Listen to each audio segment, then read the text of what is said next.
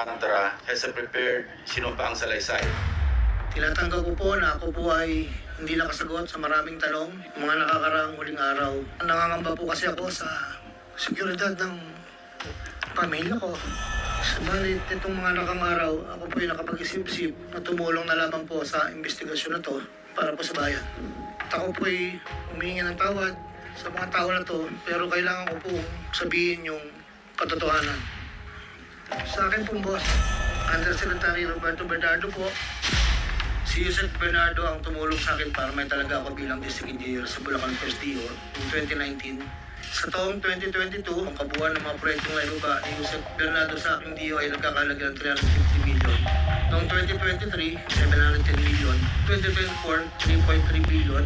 Ayon kay Yusek Bernardo, ang gain sources ng 2024 na magkakalaga ng 300 million na para kay Senator Bong Revilla na noon ay kumandidato bilang senador para sa 2025. Ang total po ay 300 million po. Noong taong 2025, 2.55 billion. Ngayon pababa ni Yusek Bernardo sa aking DO. Taong 2022, pumiling sila Senator Joel Villanueva, Collective Multipurpose Building. Sa halagang 1.30 ay 600 million lamang kung napagbigyan ng pondo. Dahil dito, nabigyan sila ng Joel ng proyektong Unprogrammed Operations ng 2023, kakalaga ng 600 million na pawang mga flood control, ang mga proyekto na kung saan kusumahin ng 25% ng proportion may halaga ng 1.3 million.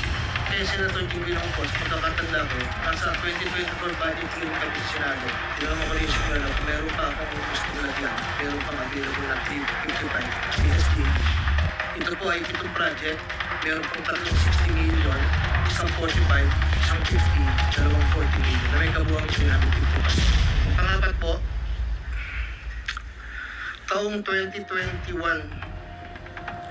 nakilala ko po si Congressman Saldico.